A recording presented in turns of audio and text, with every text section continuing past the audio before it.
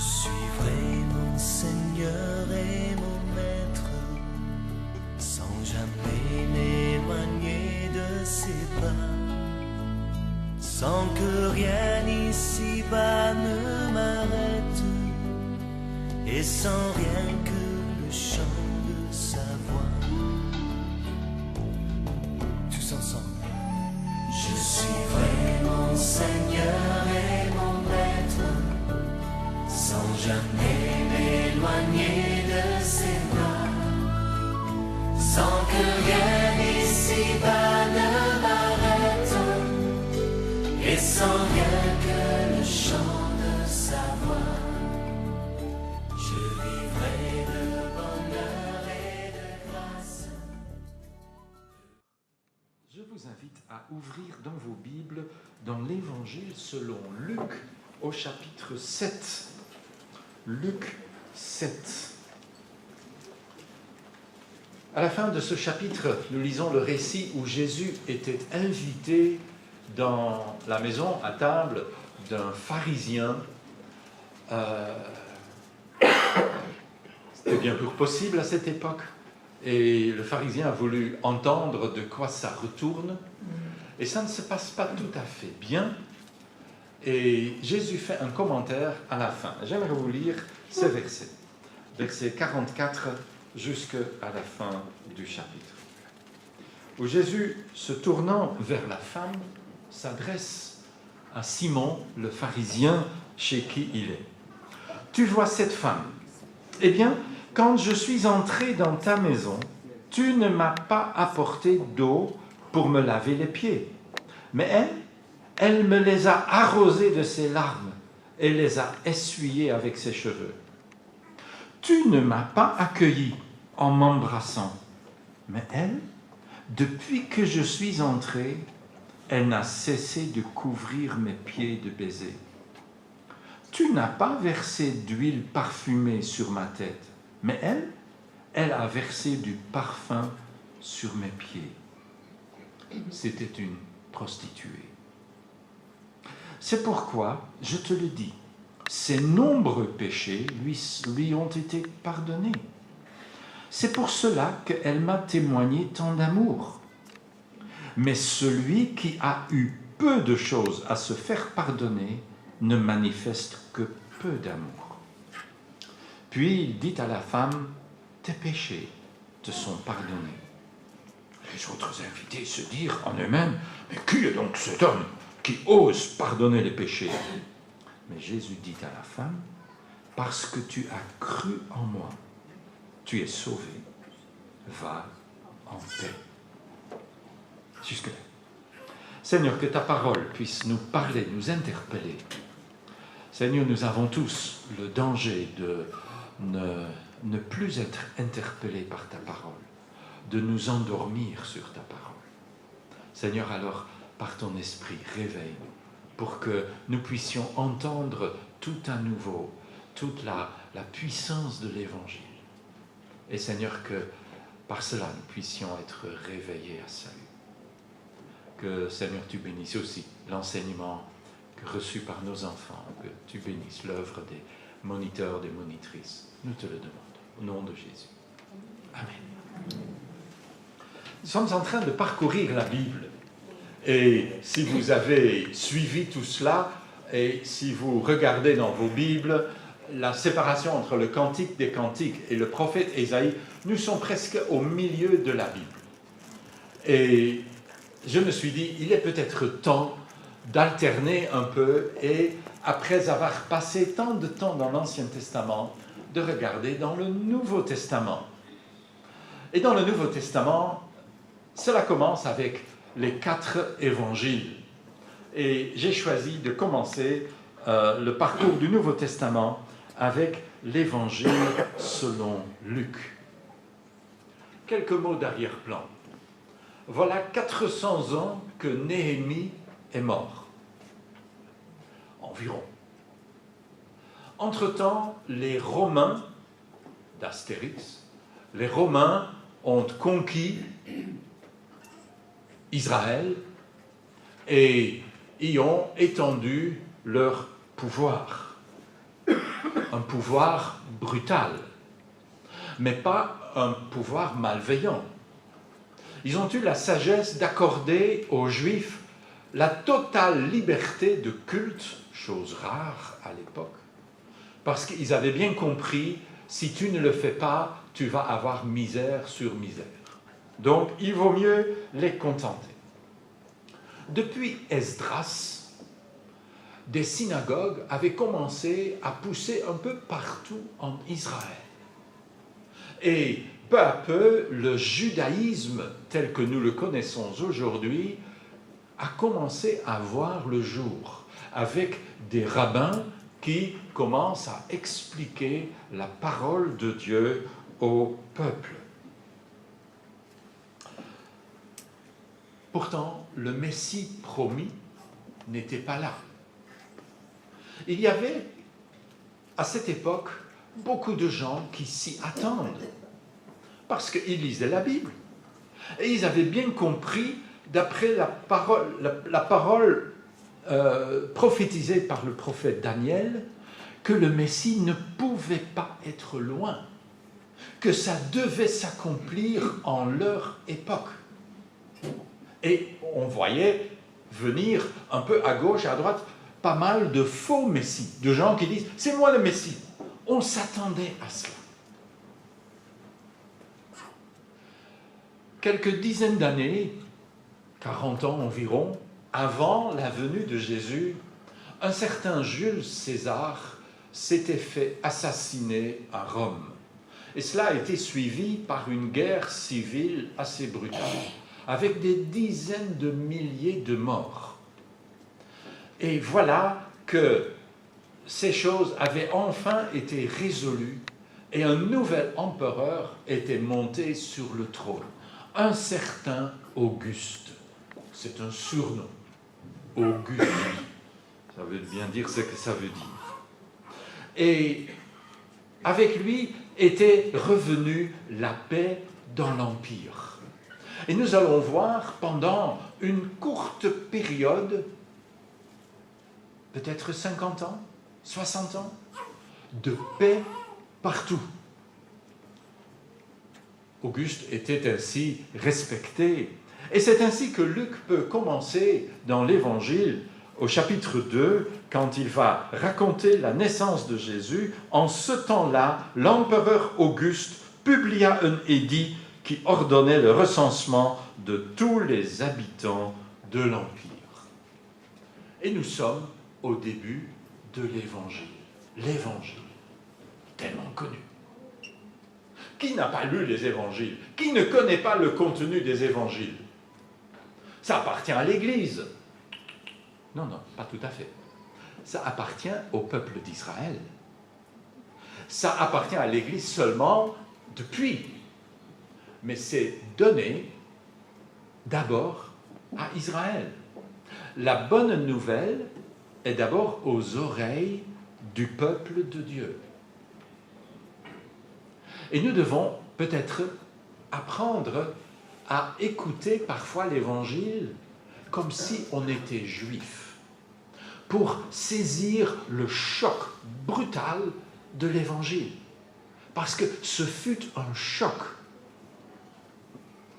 Alors, essayons de plonger dans l'Évangile. Je ne vais pas m'arrêter au récit de Noël, on fait ça chaque année et c'est bien bon. Je vais donc commencer là où Luc a choisi de commencer l'histoire de Jésus une fois devenu adulte. Chaque évangile fait là un peu à sa mode, comme il se sent conduit. Et Luc commence l'évangile au chapitre 4 avec Jésus qui, un certain sabbat, pénètre dans la synagogue de Nazareth. Rien de plus normal. D'ailleurs, le texte rappelle, c'était à son habitude. Jésus allait à la synagogue chaque sabbat. Il était un juif, et plutôt un bon juif. Ce sabbat-là, on lui tend l'écriture et on lui donne la parole. Il avait été absent pendant un certain temps, sans doute, et pour l'honorer, c'était sa ville d'origine, une petite ville. Il était connu. Plus tard, on dira, n'est-il pas le charpentier? Un laïc. Il n'avait pas étudié dans les grandes écoles de rabbins pour apprendre à exposer la parole de Dieu. Mais on lui donne la parole comme ce fut encore assez bien l'habitude. On lui tend le rouleau d'Ésaïe. Sans doute parce que dans la lecture à la synagogue, on en était arrivé au rouleau d'Ésaïe. Et il cherche le passage et lit les versets du début de Ésaïe 61. « L'Esprit du Seigneur repose sur moi parce qu'il m'a désigné par l'onction pour annoncer une bonne nouvelle aux pauvres. » Et Jésus, en ayant fait la lecture, passe à la prédication. Quand on prêche la parole, on est en très bonne compagnie. Jésus faisait pareil. Mais quand il va prêcher la parole de Dieu, il y a un silence profond qui s'installe. Les gens sont totalement captés par sa parole. Jamais il n'y a eu de prédicateur comme le Christ. Jamais. Il pouvait un jour, 3 jours, parler et les gens oubliaient même qu'il n'avait pas mangé. Ça, je n'essaye pas d'égaler cela. Je vais m'arrêter avant le repas. Mais c'était un orateur hors pair, comme il n'y en a jamais eu, ni avant, ni après. Et les gens de Nazareth sont étonnés. Ils se disent, mais allez, on le connaît. C'est le fils de Joseph, le charpentier, un laïc. Allez, c'est quand même pas sérieux. Comment est-ce qu'il peut savoir tout ça? Et Jésus commence à leur causer ombrage. Il n'est pas un docteur de la loi en bonne et due forme. Il n'a pas les diplômes requis. Et Jésus, qui est conscient de ce qui se vit dans le cœur des gens, là aussi il est différent. Jésus commence à ajouter, savez-vous, au temps du prophète Élie, il y avait beaucoup de veuves en Israël. Mais Dieu envoie le prophète à l'étranger pour trouver une veuve à Sarepta. Et puis, au temps de Élisée le prophète, il y avait beaucoup de lépreux en Israël. Mais Dieu guérit Naaman, le Syrien. Et quand ils entendent ça, ils se mettent en colère. Parce qu'ils ont bien compris. Ils n'étaient pas idiots. Ce qu'il veut dire, ce parvenu de charpentier, c'est que la parole de Dieu donne priorité aux étrangers. Et ça, c'est pas possible. C'est pas biblique. Malheureusement, Jésus venait de citer la Bible pour montrer que c'était bien biblique. Mais parfois, on a tellement des prétentions sur notre connaissance de la Bible. Et on croit qu'on a ça dans sa poche. Et peu à peu, cette colère s'empare de toute l'assemblée. Il se lève, il se pousse sur le devant et peu à peu, il pousse Jésus hors de la synagogue jusqu'au bord de la petite ville où il y avait un précipice dans l'intention de le jeter en bas pour le tuer. Et l'histoire termine dans les paroles de Luc par cette phrase au verset 30, « Mais il passa au milieu d'eux et s'en alla. » Pourquoi est-ce que Luc commence avec ça? Pourquoi, comme les autres évangiles, ne partagent-ils pas d'abord ce que Jésus a déjà fait? Je pense que Luc veut montrer, voyez, l'évangile, c'est ça. C'est un Christ qui interpelle, mais c'est aussi un Christ qui nous choque. Et qui a choqué tellement qu'il était bon pour être lynché. Mais la mort n'a pas de prise sur lui. Et il passe au milieu d'eux et il part. Ça, c'est l'Évangile. Jésus vient, il vit une vie parfaite et impressionnante devant les gens, mais pour une raison qui tient plus de l'orgueil humain que d'autre chose, il est poussé à la mort, mais lui, de par sa résurrection et de son ascension, il passe au milieu et il rentre chez lui. Tout l'Évangile est là dans ce court récit. L'Évangile, c'est tout d'abord l'Évangile qui nous dit que nous devons être attachés à la personne de Jésus. L'Évangile n'est pas une chose, une doctrine, une tradition, des coutumes. L'Évangile est l'attachement à la personne de Jésus-Christ. Il va appeler des disciples pour qu'ils soient reliés à sa personne. C'est ça un disciple. Un disciple, c'est quelqu'un chez qui domine au-dessus de tout le reste l'attachement à la personne de Jésus. Mais quel choc quand parmi ses disciples, il va choisir un descendant lointain de la tribu des Lévites, qui s'appelle Lévi. Lévi est un péager. Et quand Jésus s'arrête à la barrière de péage de Matthieu, du futur Matthieu, il choque bien sûr les gens. Un péager? Mais ces gens-là n'ont plus aucun droit en Israël. C'est les pires des pires, c'est la racaille.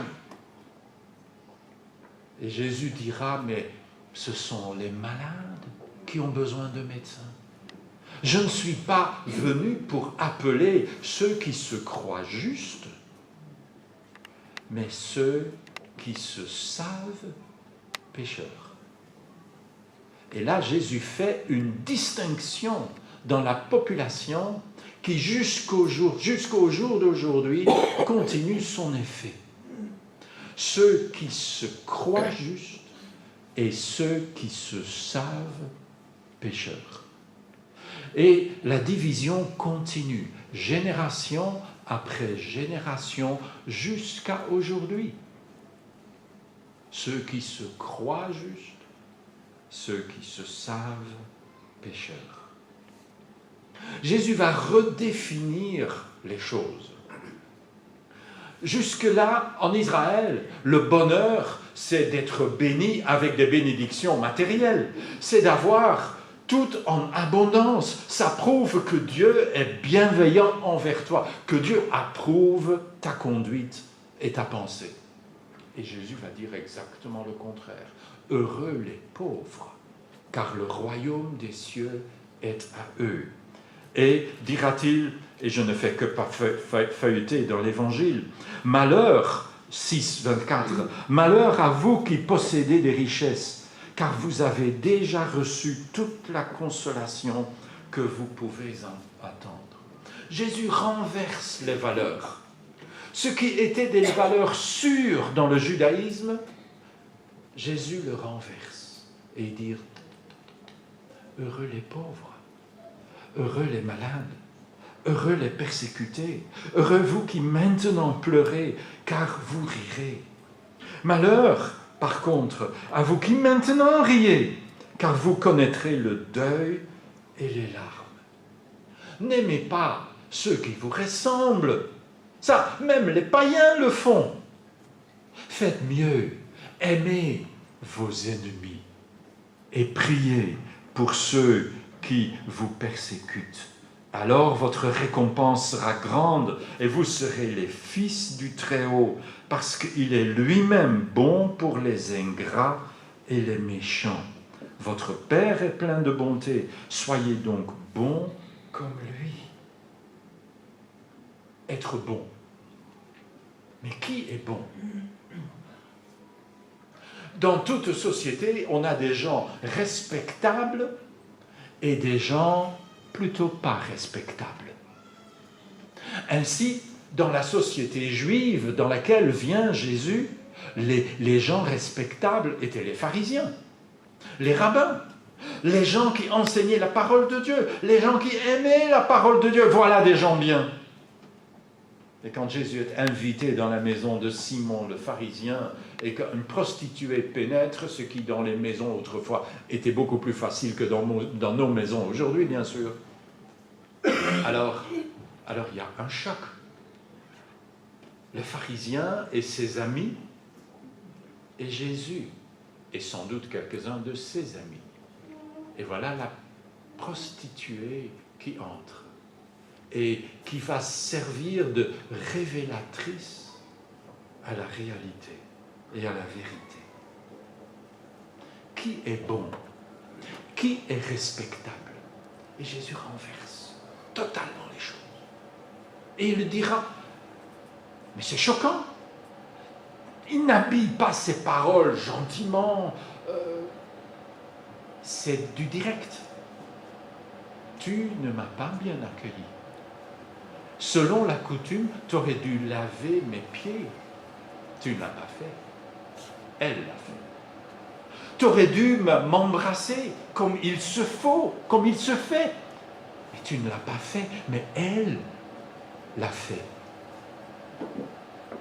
Alors, oui, ces nombreux péchés, Jésus transige pas avec le péché, ces nombreux péchés ont été pardonnés. Et puis, il termine avec cette phrase qui doit nous faire réfléchir et peut-être nous faire frémir.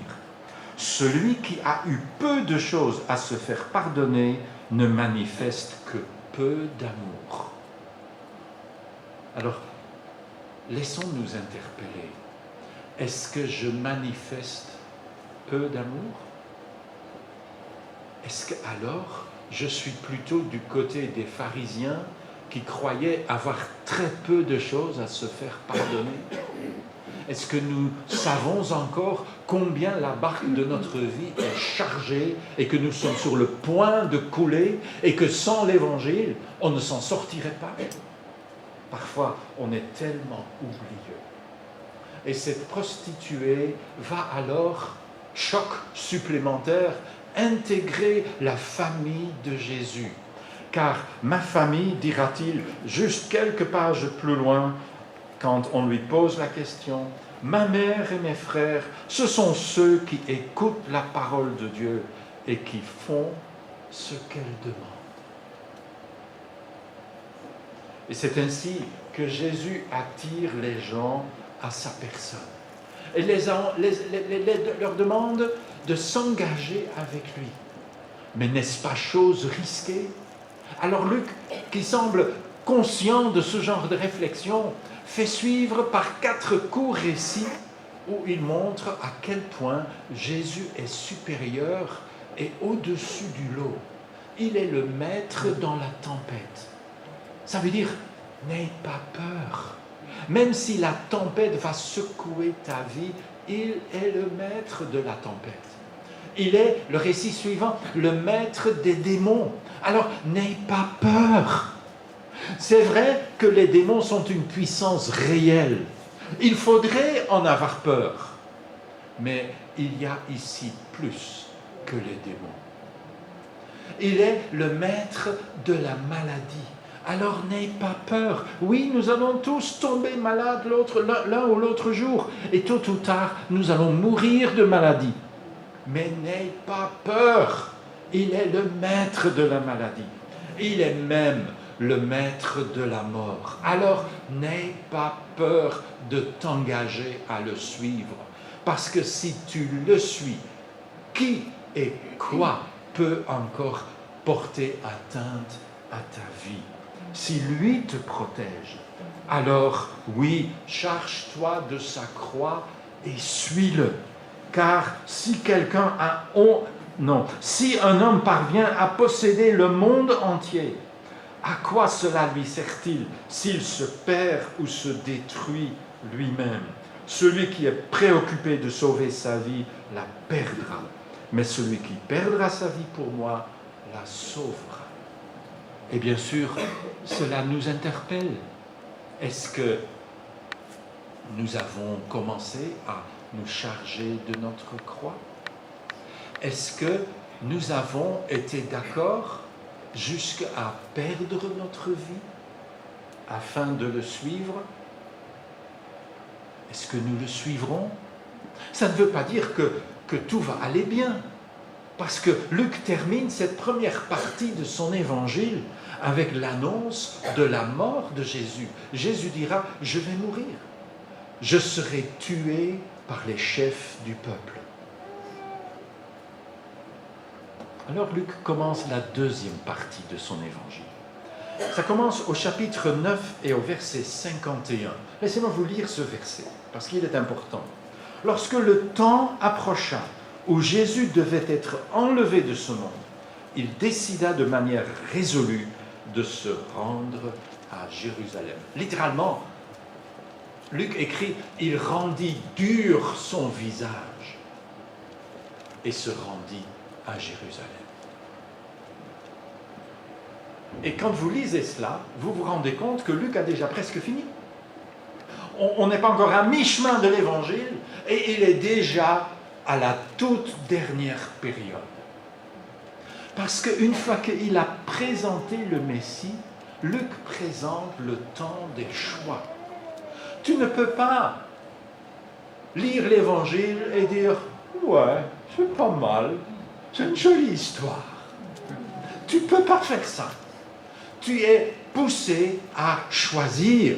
Tu ne peux pas être présenté avec le Fils de Dieu sans devoir être forcé à choisir. C'est une question de rejeter et de se perdre ou d'accepter et d'être sauvé. Et dans les chapitres 9 à 19, vous verrez que Luc met toute une série de choix les uns après les autres. Laissez-moi les énumérer. Au chapitre 9, il parle du choix des Samaritains qui rejettent Jésus. Tous les Samaritains n'étaient pas des bons Samaritains. Ils n'ont pas voulu l'accueillir. Et un des disciples dit, « Seigneur, tu veux qu'on appelle le feu du ciel? Tchac, fini !» Mais les disciples doivent aussi choisir. À la fin du chapitre 9, il y a un disciple qui vient à Jésus. « Seigneur, je vais te suivre !» Et Jésus lui dit, « Tu es sûr? Tu as déjà commencé à calculer ce que ça peut coûter? Parce que moi, je n'ai rien. Si tu vas me suivre, sache que ta carrière, c'est un peu compromis. Tu veux ça? Seigneur, je veux te suivre, mais laisse-moi d'abord enterrer mes parents, qui n'étaient peut-être même pas encore morts. »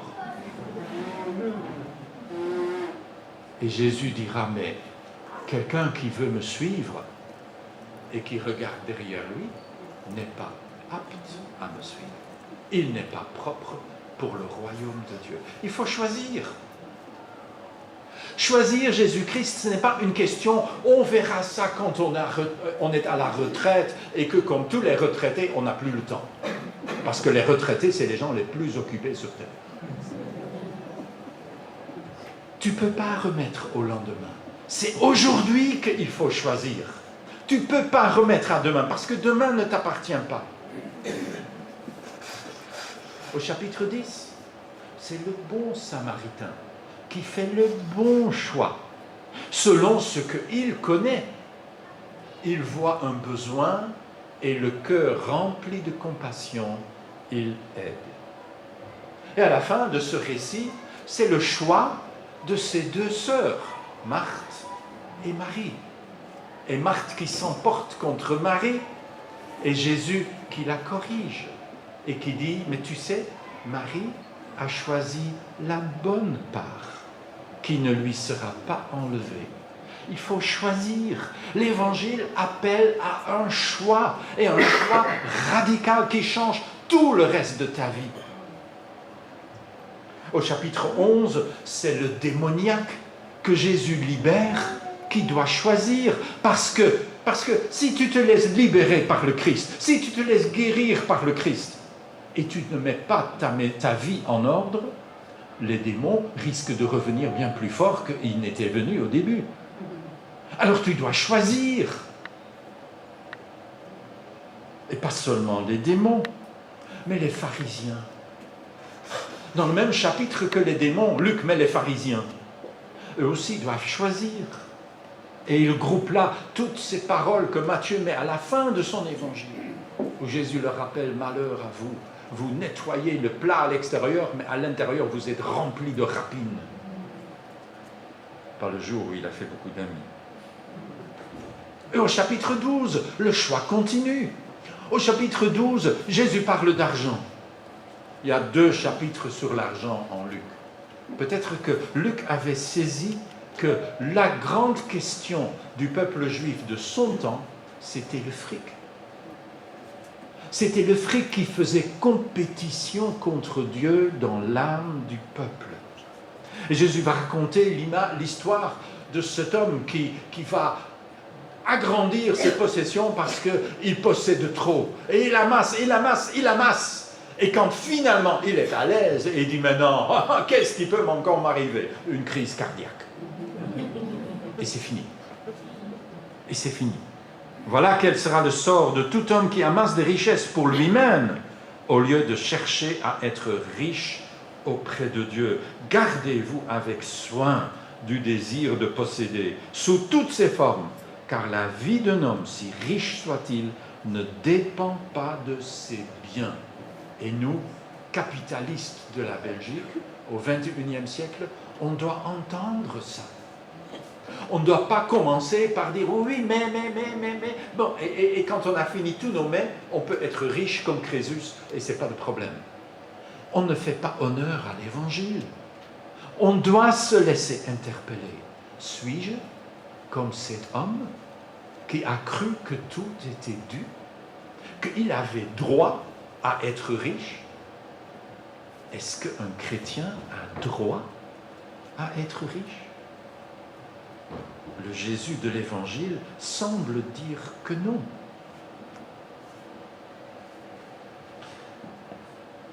Que faire quand tu aimes le Christ et que tu sais qu'il va revenir et que tu n'en fais rien?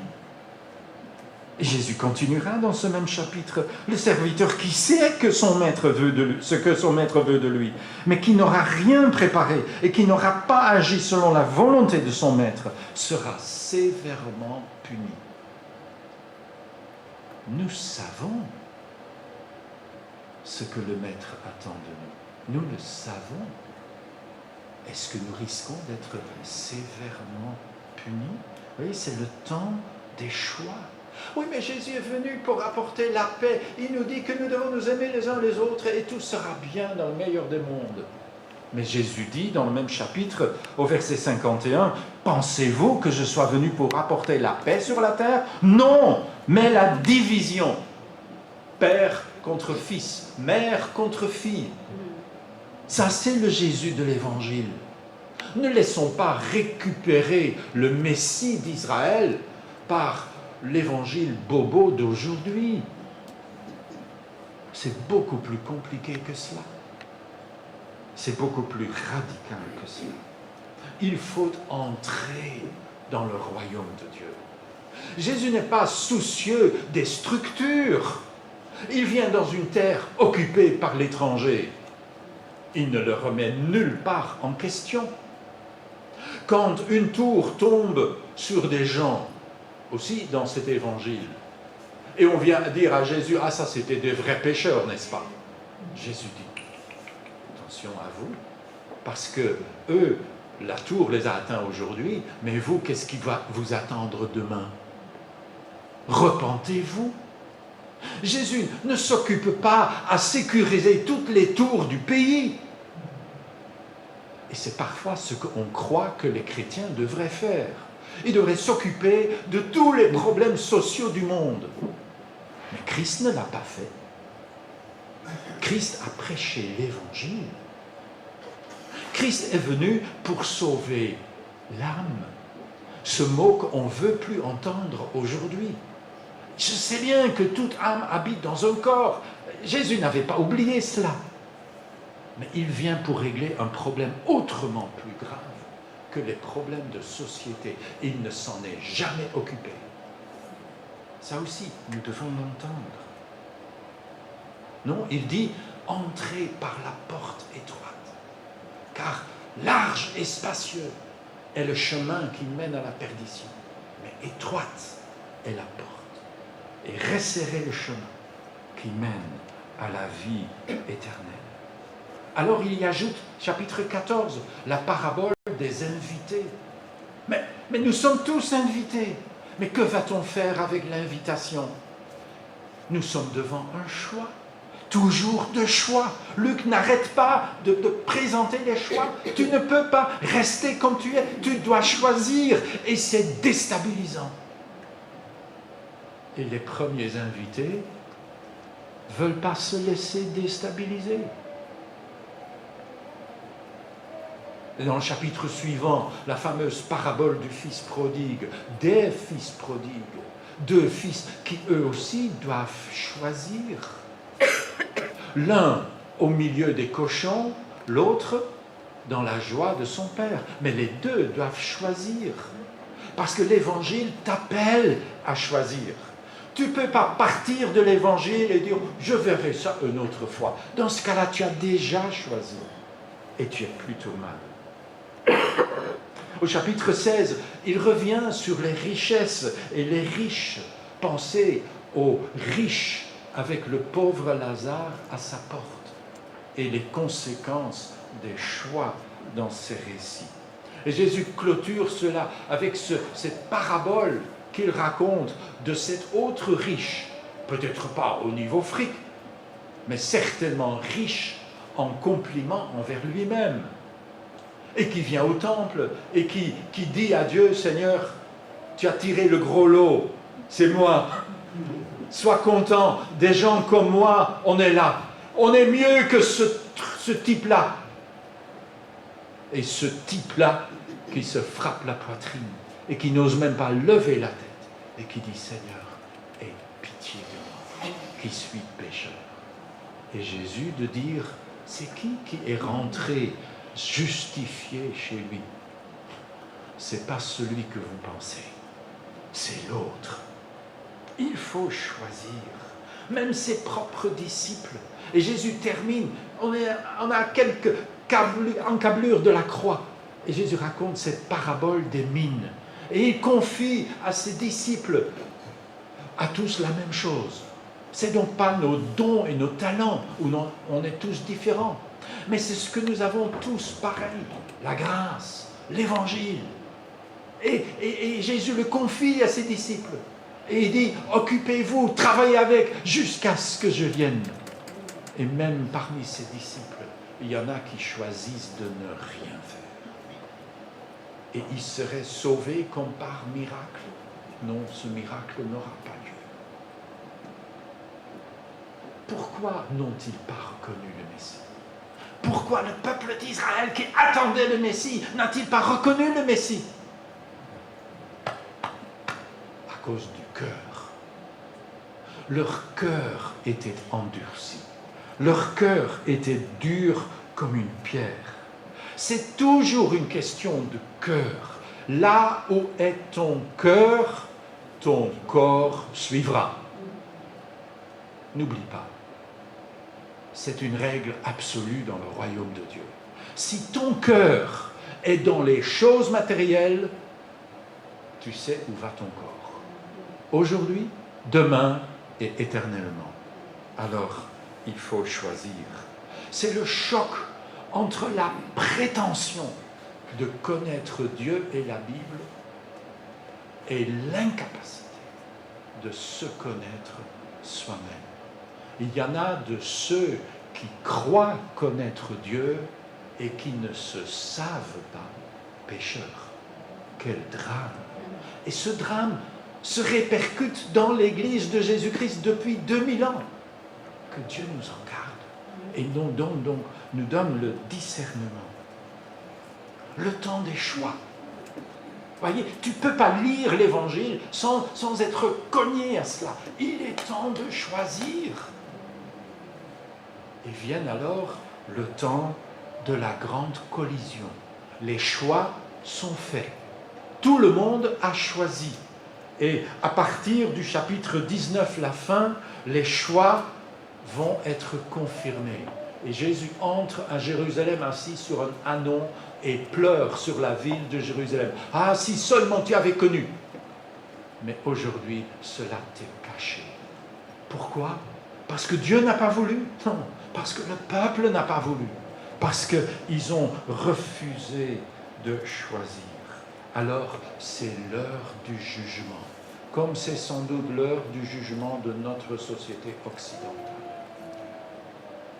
Et Jésus annonce la fin qui doit venir. Et Jésus raconte alors la parabole de la vigne volée. Vous connaissez cette parabole? Jésus la prêche contre les plénipotentiaires du peuple juif, comme il pourrait la raconter aux pasteurs et aux prêtres de l'Église chrétienne. Et il dit dans cette parabole qu'ils ont vu enfin venir le fils du propriétaire. Ils ont dit, on va le tuer, comme ça, c'est à nous. Et que fera le maître? Et cette question, on avait oublié de le poser. Et Jésus dit, il va venir et il va détruire la vigne. Non, il ne va pas détruire la vigne, il va la donner à quelqu'un d'autre. Il va détruire ces vignerons et il va leur enlever la vigne. Et Jésus termine au chapitre 21 à décrire la destruction de Jérusalem. Parce que c'est inévitable. Et Jérusalem sera livrée aux mains des païens. Elle sera occupée par les païens. Il n'y a donc plus de grâce. Oui, jusqu'à ce que le temps de leur domination soit révolu. 21, 24. Oui, le jugement va avoir lieu. Ceux qui choisissent de refuser le Christ, et aujourd'hui c'est pareil, vont passer un mauvais quart d'heure, comme on dit. Le jugement va venir. Notre société va être condamnée. C'est évident. La Bible en parle du début jusqu'à la fin. Tu ne peux pas rejeter le Christ et t'en sortir. Mais ce n'est pas la dernière parole. Parce qu'il y a un jusqu'à. Et quand je regarde bien aujourd'hui, le jusqu'à est près d'arriver. Parce que Jérusalem n'est plus occupée par les païens que pour une toute petite parcelle, le mont du Temple. Non, la fin arrive. Et puis il meurt, abandonné de tous, trahi par son peuple et par ses juges, crucifié pour être mis entre deux brigands. Lui, le Messie, lui, l'espérance d'Israël, mais même là, Luc ne peut pas s'empêcher de nous rappeler, même ce jour-là, le jour le plus noir de l'univers, il y a deux hommes qui ont vu la lumière. Un brigand et un centurion romain. C'est une compagnie étonnante. Mais ça, c'est la compagnie de l'Église de Jésus-Christ. C'est comme si Luc anticipe sur la suite du livre des Actes, où dans l'Église vont se retrouver ensemble les gens les plus invraisemblables, touchés par la grâce de Jésus-Christ, aussi sûrement que le brigand sur la croix. Et les autres sont laissés avec cette question impossible. Il ne peut pas être le Messie. S'il était le Messie, il ne serait pas mort. Puisqu'il est mort, il n'est pas le Messie. Et l'Évangile ne va pas apporter réponse. Il faudra attendre les lettres des apôtres pour qu'on ait un début de réponse. Mais tôt ou tard, nous allons tous arriver sur le mont Golgotha. Nos choix nous amènent toujours là. Celui qui accepte le Messie, il va de suite. Celui qui refuse le Messie, ira à long terme. Mais il ira. Parce que c'est là qu'aboutissent nos choix. Sur cette colline maudite où le Fils de Dieu se meurt. Et c'est alors qu'on peut être touché par le choc de la résurrection. Et Luc, qui est probablement le seul non-juif des auteurs du Nouveau Testament. Luc va écrire cela comme s'il s'adresse particulièrement au peuple juif. Comme s'il sait que la responsabilité de tout chrétien, c'est de penser au peuple juif qui a droit à l'Évangile. Et il raconte cette histoire de ces deux disciples sur le chemin d'Emmaüs qui rencontrent le Christ et qui ne le reconnaissent pas. Et on a feuilleté jusqu'à la fin de l'Évangile. Et qui disent, mais nous avions espéré qu'il était celui qui devait délivrer Israël. Ils ne disent pas, nous croyons que c'est lui qui allait nous délivrer de nos péchés. Non, ils parlent comme juifs. Mais il est mort depuis 3 jours déjà.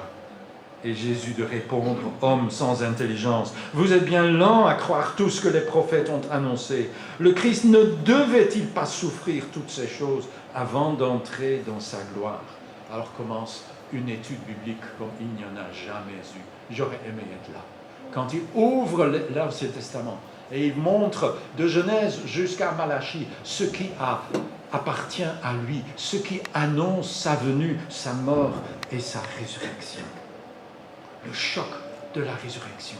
Quand ils le reconnaissent, quand ils rompent le pain et que tout à coup ils disent « Mais c'est lui! C'est lui! Notre cœur était brûlant au-dedans de nous! » Et il laisse tout en plan et retourne en hâte à Jérusalem pour annoncer que le Christ est vivant. Voyez, il n'y a pas de compréhension de la Bible en dehors de la résurrection. C'est à partir de la résurrection que tu peux comprendre l'Ancien Testament. C'est comme ça dans l'Évangile. Luc ne donne aucune explication, mais il laisse à Jésus le soin d'expliquer. Ça doit arriver. Mais ça, tu peux le comprendre qu'à partir du choc de la résurrection. Et alors, comme il l'avait mis dans le tout début, Jésus passe au milieu d'eux et retourne dans la gloire. Mais cette fois-ci, non pas dans la colère des assistants. Non, nous lisons au verset 52, ils avaient le cœur rempli de joie. Ça, c'est l'Évangile. Et cet Évangile te pousse à choisir. Alors, je sais que même parmi nous, il y a des gens qui n'ont jamais encore choisi, qui ont encore laissé ça jusqu'à un autre jour. As-tu senti le choc de l'Évangile? Ce Jésus t'interpelle. Il réclame toute la place dans ta vie. Il veut devenir le maître qui dirige ta vie. Mais est-ce que moi, je veux laisser à quelqu'un d'autre la direction de ma vie? Ça, c'est notre problème. Et jusqu'à ce que ça se résolve, parce que finalement, je mets mes péchés à ses pieds et je dis, Seigneur, sois le maître en moi. Jusque-là, je ne trouverai pas la paix. A-t-il transformé ta vie? Parfois, nous pouvons nous croire chrétiens. Laisse-moi te poser cette question.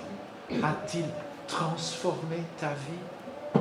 À quel moment a-t-il commencé à transformer ta vie? Et si tu dis, oh, moi je suis chrétien depuis toujours, c'est qu'il n'a même pas encore commencé. Alors il est peut-être temps de choisir, parce qu'on ne peut pas remettre au lendemain. Es-tu devenu un disciple de Jésus? Au début du dernier cours de baptême, j'ai posé cette question. Êtes-vous devenu chrétien? Oui. Êtes-vous devenu disciple? Non. Alors laisse-moi poser la question. Es-tu devenu un disciple de Jésus? Est-ce qu'il a rempli ton horizon? Est-ce qu'il est au cœur de ta vie? Est-ce qu'il est devenu ce autour de quoi ta vie tourne? Est-ce que ton seul désir est de lui plaire? Est-ce que ton seul espoir, c'est qu'il vienne te chercher? Est-ce que tu cherches à le servir de toutes tes forces? Est-ce que tu as eu conscience que tu avais beaucoup à te faire pardonner et il l'a fait et tu es reconnaissant à lui pour le restant de tes jours, que Dieu ait été d'accord de s'engager avec quelqu'un comme moi, comme vous. Ça, c'est la grâce de Dieu. Et tant que tu n'as pas compris ça, tu n'es pas encore là. Tu n'as pas encore choisi. Oui, mais si tu n'as plus le temps, si demain c'est la crise cardiaque, qu'est-ce que tu vas faire? Tu ne connais pas ce qui arrive demain. L'Évangile t'appelle à choisir aujourd'hui. L'Évangile t'appelle à laisser allumer le feu de Dieu dans la terre desséchée de ta vie. Ça, c'est ce qu'il veut faire. Et ça, c'est le ciel sur terre. Pas parce que tu vas marcher avec un grand sourire 24 heures sur 24, ce n'est pas vrai. Mais dans ton cœur, Dieu aura allumé son feu. Et il n'est pas prêt à s'éteindre. Prions. Seigneur notre Dieu, que tu sois loué pour l'Évangile, par lequel tu frappes à notre porte, aussi sûrement que tu as frappé aux portes de ton peuple d'Israël. Seigneur, aide-nous à entendre avec une oreille renouvelée cet Évangile. Aide-nous à comprendre ce que cela implique. Aide-nous, Seigneur, si ces choix n'ont encore jamais été posés dans notre vie, de le poser aujourd'hui même. Et de ne pas nous accorder du repos jusqu'à ce que cette question-là est résolue. Seigneur, il est urgent de te faire entrer dans notre vie. Il est urgent de nous mettre sur ton chemin. Il est urgent de quitter ce monde et ses soucis et d'entrer dans le royaume de Dieu. Alors Seigneur, aide-nous à discerner quelle est la voie large et spacieuse qui me mène à la perdition et quelle est la porte étroite qui me fait entrer dans la vie. Et Seigneur, que nous puissions, sans aucune exception, être de ton côté, parce que nous aurons accepté le choix difficile de nous charger de notre croix et de te suivre jusqu'au bout.